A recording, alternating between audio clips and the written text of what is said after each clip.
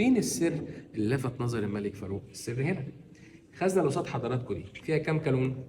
2. وكام مفتاح؟ 1. طب خزنه ليها مفتاح واحد بس، الطبيعي بيلاقي كام كالون؟ 1. مش كده؟ طب انا عندي 2 كالون لمفتاح واحد ليه؟ الكالون الاول مفترض ده الكالون الصحيح، لو وضع فيه المفتاح بتاع الخزنه نظريا الخزنه تفتح.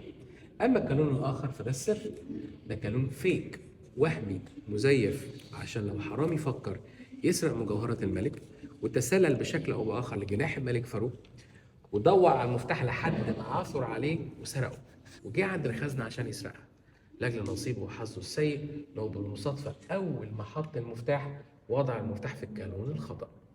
بمجرد تحريكه للمفتاح بعدد 3 تكات بالعدد. كم تكة؟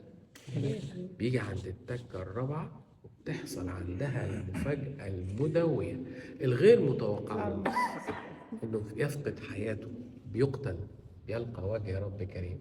وبيجي عند التكة الرابعة دي وبتخرج من الخزنة اللي قصاد حضراتكم ديت 4 مدافع بتقدر وبالتالي مبقاش في اي مجال بس انه يهرب. كل ده 50% يحصل لو الحرامي وضع المفتاح في الكالون الخطأ. طب ما هو وارد يطلع حظه حلو ويضع بالصدفه المفتاح في الكالون الصحيح، وبالتالي ايه اللي ممكن يحصل ساعتها؟ يفتح الخزنه ويسرق اللي جوه. لكن المفاجاه الاكبر عدد التكات.